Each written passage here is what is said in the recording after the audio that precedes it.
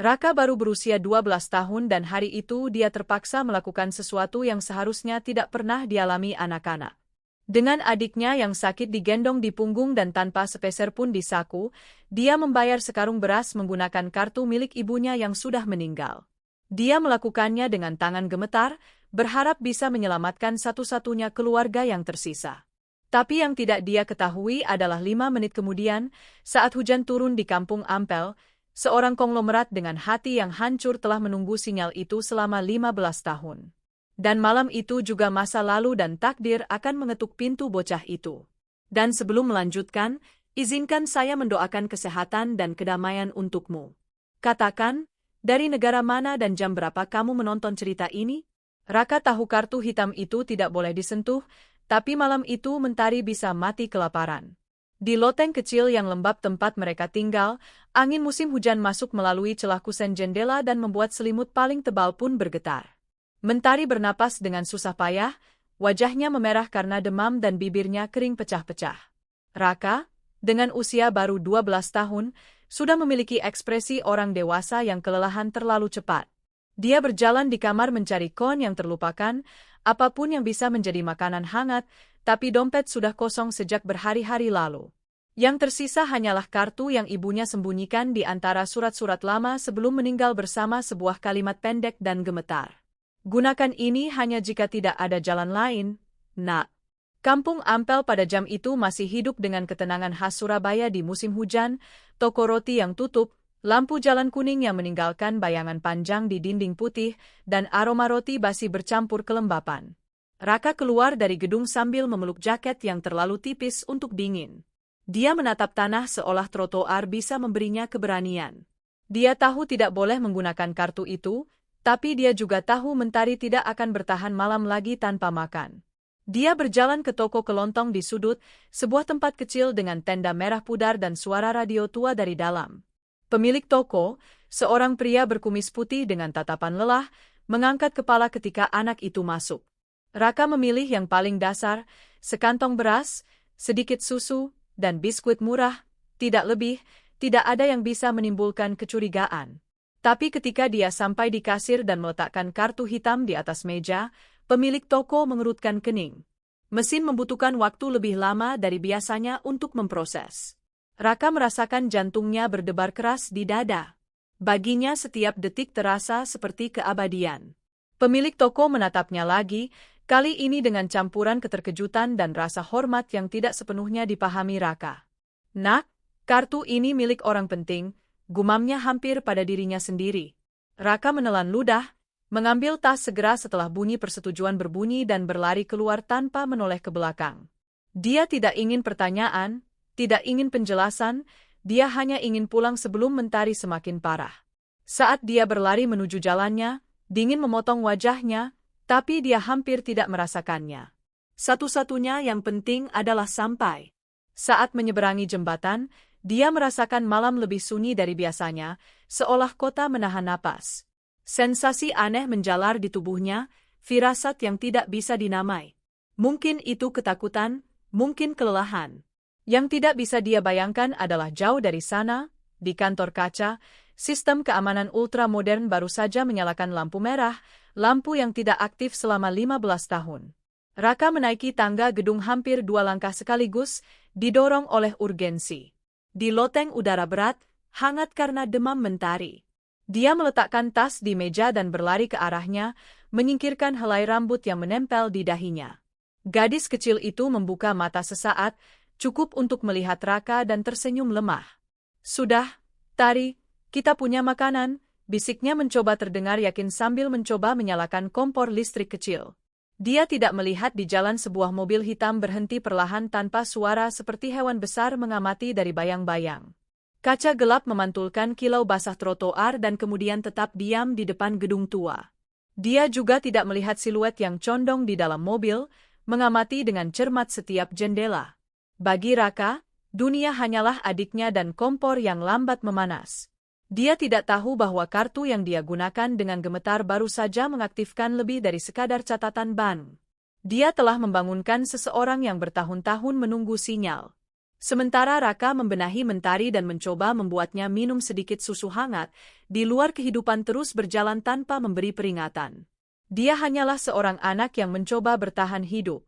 Dia belum tahu bahwa hidupnya akan berubah selamanya. Di kantor keamanan, Bulastri menerima peringatan lain. Gerakan terdeteksi dekat jembatan merah. Dan di kursi belakang mobil hitam, seorang pria berjas gelap bergumam dengan tatapan tertuju pada loteng. Ayo, jika mereka cucuku, aku tidak akan kehilangan mereka lagi.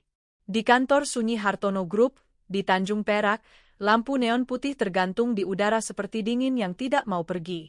Pada jam itu, hampir semua lantai gedung kosong, kecuali lantai terakhir di mana Pak Hartono biasa memeriksa laporan yang sebenarnya tidak perlu dibaca lagi. Itu hanyalah rutinitas agar tidak berpikir terlalu banyak. Tapi malam itu, ketika ponselnya bergetar dengan peringatan lama, dunia seolah berhenti. Kartu hitam. Aktivitas terdeteksi di Kampung Ampel. Pukul 22.47. Ekspresi Pak Hartono berubah seolah seseorang telah mengambil napasnya. Selama 15 tahun dia mengamati sistem itu tanpa mengharapkan apapun. Tapi melihat notifikasi itu membuat rasa sakit lama yang dia kira tertidur kembali terbangun. Bulastri, sekretarisnya selama puluhan tahun, masuk dengan map tanpa membayangkan apa yang sedang terjadi. Tapi melihat layar dan ketegangan di tangan bosnya, dia meletakkan map itu tanpa banyak bertanya. Pak, Bapak baik-baik saja? Pak Hartono butuh beberapa detik untuk bereaksi. Matanya tertuju pada notifikasi seolah baris itu bisa membuka pintu ke masa lalu. Bulastri, jika itu dia, jika itu Anita. Keheningan yang mengikuti sangat dalam, syarat dengan pemahaman yang hanya terbangun selama bertahun-tahun. Bulastri mengenal luka yang telah menandai pria itu sejak menghilangnya putrinya. Tanpa membuang waktu, dia memberitahu tim keamanan, dua profesional diskret yang terbiasa bekerja dalam bayang-bayang. Mobil resmi menunggu di bawah. Pak Hartono duduk di kursi belakang tanpa mengalihkan pandangan dari ponsel, seolah takut sinyal itu menghilang. Surabaya melintas di jendela, jalan-jalan tenang, balkon gelap, kilau redup trotoar memantulkan lampu jalan. Kota seolah bergerak perlahan seperti menghormati momen itu. Bapak pikir ini bisa salah? Tanya Bulastri dengan hati-hati. Tidak, kartu itu tidak muncul secara kebetulan. Seseorang pasti memilikinya dan seseorang yang, dia berhenti sebentar, yang pernah bersama putriku. Ketika sampai di toko kelontong yang tercatat oleh sistem, pemilik toko sedang menurunkan tirai. Dia terkejut melihat kendaraan resmi berhenti di depan toko. Pak Hartono turun dengan langkah tegas, tapi wajah tegang. Selamat malam, sapanya dengan sopan santun yang redup. Saya perlu mengajukan pertanyaan. Pemilik toko mengamati kartu yang ditunjukkan Pak Hartono dan sedikit membelalakan mata. Ya, tentu saya ingat. Yang menggunakan itu seorang anak laki-laki. Dia datang dengan adik perempuannya, mereka terlihat lelah dan gadis itu sakit. Pak Hartono merasakan tenggorokannya tercekat. Dia tahu kemana mereka pergi. Ke arah jembatan, Pak. Saya melihat mereka naik ke daerah loteng-loteng tua. Pak Hartono meremas kartu itu, lingkungan itu, tempat itu. Putrinya juga pernah lewat sana bertahun-tahun lalu. Mungkin saja, dia tidak mau melanjutkan pikiran itu bahkan secara mental. Bulastri menerima pemberitahuan baru di perangkatnya. Pak, ada gerakan lain tercatat dekat jembatan merah. Jantung Pak Hartono berdetak kencang. Ini bukan lagi peringatan terisolasi, ini jejak. Jejak yang terlalu lama diam. Mereka kembali ke mobil. Kali ini kendaraan melaju lebih cepat. Kota tetap tenang, tapi ada ketegangan baru di udara, seolah sesuatu yang penting akan terungkap. Barbar mematikan lampu dan jalan-jalan sempit lingkungan hanya menunjukkan beberapa jendela menyala. Ketika sampai di jembatan, Pak Hartono mengamati bangunan-bangunan sederhana di sekitarnya. Dia membayangkan dua anak sendirian mencoba bertahan sebisa mungkin. Gambaran itu memukulnya dengan kekuatan yang tidak dia duga. Jika mereka cucunya, jika mereka benar-benar anak Anita, bagaimana mereka bertahan selama ini? Mobil berhenti. Pak Hartono meletakkan tangan di pintu sebelum turun seolah butuh sedetik untuk mengumpulkan keberanian. Ayo, katanya akhirnya dengan suara pelan tapi tegas. Jika mereka cucuku, aku tidak akan kehilangan mereka lagi. Dan meskipun kota tetap tenang, Untuk pertama kalinya dalam 15 tahun, ada percikan harapan menyala di mata pria yang terlalu lama berjalan dalam kegelapan. Raka tidak pernah membayangkan melihat seorang pria berpakaian seperti pejabat mengetuk pintu loteng. Ketukannya tegas, terkendali, sangat berbeda dari suara-suara biasa gedung sehingga dia ketakutan menyeret kursi rusak untuk menghalangi pintu masuk. Mentari, dengan demam masih tinggi, mengamatinya dari kasur, seolah gerakan tiba-tiba bisa menghancurkannya. Udara loteng kecil itu penuh kelembapan dan bau samar air yang merembes dari jendela pecah. Raka menahan napas. Kemudian dia mendengar suara wanita dari sisi lain. "Saya Bu Lastri. Kami tidak datang untuk menyakiti kalian, sayang. Ini tentang kartu ibumu." Nama itu membuatnya membeku. Tidak ada yang boleh tahu tentang kartu itu. Dengan tangan gemetar dia membuka pintu hanya 1 sentimeter. Bu Lastri, basah kuyup tapi tenang, muncul dengan ekspresi ramah. Di belakangnya berdiri Pak Hartono, elegan bahkan di bawah hujan, dengan wajah ditandai campuran kelelahan dan sesuatu yang mirip ketakutan. Matanya bukan milik orang berkuasa, tapi milik seseorang yang membawa kekosongan yang terlalu lama. "Boleh kami masuk sebentar?" tanyanya dengan lembut. Raka ragu, tapi melihat Mentari menggigil, dia menyingkir. Loteng terasa lebih kecil dengan 2 orang dewasa di dalamnya. Bu Lastri condong ke arah gadis kecil itu, memeriksa napasnya. Pak Hartono, sebaliknya, membeku di depan gambar di dinding. Potret seorang wanita muda digambar dengan pensil usang, ditandatangani hanya sebagai ibu. "Dari mana gambar ini berasal?" tanyanya dengan suara pecah. "Saya yang membuatnya," jawab Raka menghindari tatapannya. "Ibu saya bernama Anita Permata." Nama itu jatuh di ruangan seperti pukulan tumpul. Bu Lastri membelalakan mata dengan keterkejutan yang menyakitkan. Pak Hartono menutup matanya sambil menyandarkan tangan ke dinding seolah butuh pegangan. Selama 15 tahun dia mengulang nama itu dalam diam, takut tidak akan pernah mengucapkannya dengan keras lagi. "Ya Allah, mereka anak-anaknya," bisiknya. Raka mundur kebingungan. "Apa yang Anda katakan?" Bu Lastri turun tangan mencoba melunakkan perhatian. "Sayang, ibumu dan Pak Hartono saling mengenal. Kami hanya ingin memahami apa yang terjadi pada kalian. Tidak ada yang ingin menyakiti kalian." Mentari membuka mata sesaat, lemah seperti daun. "Siapa dia?" gumamnya. Pak Hartono membungkuk agar sejajar dengannya. "Hanya seseorang yang ingin membantu kalian, Nak."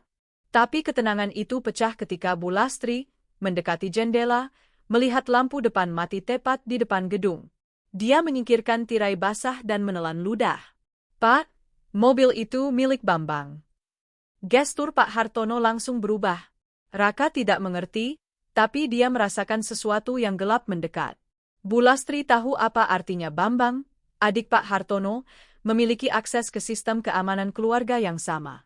Jika dia datang ke sana, itu bukan kebetulan dan bukan ramah.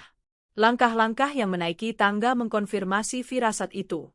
Pintu terbuka tanpa izin dan seorang pria berjas abu-abu gelap masuk dengan senyum lembut, terlalu lembut untuk tulus. "Pemandangan yang menarik, Kakak," kata Bambang. "Tidak menyangka bertemu denganmu di sini." "Apa yang kau lakukan di sini?" tanya Pak Hartono tegang. "Sama sepertimu," jawabnya maju seolah tempat itu miliknya. Mengikuti sinyal. Tatapannya menyapu loteng dan berhenti pada Mentari. Lalu pada Raka. 2 anak dan kartu yang tidak seharusnya keluar dari keluarga. Raka merasakan dingin menjalar di punggungnya. Ada sesuatu dalam cara pria itu mengamati mereka yang membuatnya mengerti mereka harus lari. Bambang melanjutkan seperti mengomentari hal sepele. "Masa lalu selalu kembali mengetuk, Kakak. Menghilangnya Anita mempengaruhi kita semua, bukan begitu?" Kalimat itu sudah cukup. Raka mengambil tangan Mentari dan berlari ke pintu belakang. "Raka," teriak Bu Lastri, tapi sudah terlambat. Bambang melangkah untuk mengikuti mereka, tapi Pak Hartono menghalangi dengan tegas. "Kau tidak akan mendekati mereka." "Tidak perlu menyentuh mereka," jawab Bambang tanpa mengubah senyuman. "Mereka hanya perlu menyingkir dari jalan. Seperti ibu mereka." Pak Hartono memucat. "Apa yang kau maksud?" Tapi Bambang hanya mengangkat alis, puas dengan dirinya sendiri. Sementara orang dewasa berhadapan, Raka dan Mentari menuruni tangga basah dengan susah payah. Mentari hampir tidak bisa berdiri. "Tahan, Tari, sebentar lagi," bisiknya. Di luar, kelembapan sungai memenuhi udara. Mereka menyeberangi ganggang sampai tiba di tepi Sungai Kalimas, di mana air gelap memantulkan lampu jalan. Mentari membungkuk kesakitan. "Aku tidak bisa." "Kamu bisa," desak Raka, meskipun dia tahu adiknya sudah kelelahan. Kemudian mereka mendengar langkah cepat di belakang. Salah satu anak buah Bambang mendekat. Tidak ada jalan keluar, hanya sungai. Raka menatap adiknya. "Maafkan aku, Tari." Dia mendekati tepi, tapi teriakan putus asa menghentikan mereka sesaat. "Raka, jangan. Percayalah padaku." Itu Pak Hartono berlari di bawah kelembapan malam, mengulurkan tangan ke arah mereka. Raka menatapnya dengan mata penuh ketakutan dan kelelahan. "Anda tidak bisa melindungi kami. Tidak ada yang bisa." Dia meremas tangan Mentari dan melompat. Air langsung menelan mereka, dingin seperti pisau. Arus menyeret tubuh kecil mereka ke dalam kegelapan. Pak Hartono sampai di tepi dan mengulurkan tangan sia-sia. "Raka, Mentari," teriaknya dengan suara pecah. Bu Lastri tiba di belakang dengan wajah kacau. "Ya Allah," bisiknya. "Sungai membawa mereka." Hujan terus turun. Sungai Kalimas yang tak terganggu terus mengalir, menyembunyikan di airnya dua bayangan kecil. Dan di tepi, di bawah langit tertutup, kehidupan semua orang baru saja berubah selamanya. Raka terbangun dengan bau sop ayam dan sesaat mengira semua yang terjadi hanyalah mimpi. Tapi ketika dia mencoba bergerak, rasa sakit tumpul di lengan dan dingin yang masih menempel di tulang mengingatkannya akan jatuh ke sungai. Raka menutup mata dan melepaskan isakan pendek. Pak Hartono memeluknya tanpa berpikir dan kali ini Raka tidak menyingkir. Bukan karena dia sepenuhnya kehilangan rasa takut, tapi karena akhirnya ada seseorang di sana untuk menopangnya. Berhari-hari kemudian, Mentari terbangun dengan demam terkontrol dan senyum lemah tapi nyata. Ketika akhirnya mereka diizinkan pulang, mereka berjalan bersama di Taman Bungkul. Senja mewarnai jalan dengan emas lembut dan aroma bunga Kamboja memenuhi udara. Mentari, masih lemah, mengambil tangan Pak Hartono.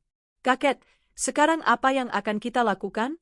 Pak Hartono berhenti dan menatap kedua bersaudara itu seolah melihat mereka untuk pertama kali, bukan sebagai tanggung jawab tapi sebagai hadiah. "Memulai lagi," jawabnya dengan suara pelan. "Kali ini bersama." Raka merasakan sesuatu yang dia kira mustahil. Ketenangan mengetahui bahwa setelah sekian lama, mereka tidak sendirian lagi. Terkadang kehidupan bersinar di momen yang paling tidak terduga. Dan sore itu, saat mereka berjalan perlahan di antara pohon-pohon Kamboja Taman Bungkul, Raka, Mentari, dan Pak Hartono, mereka memahami bahwa meskipun rasa sakit yang dialami, masih ada ruang untuk harapan.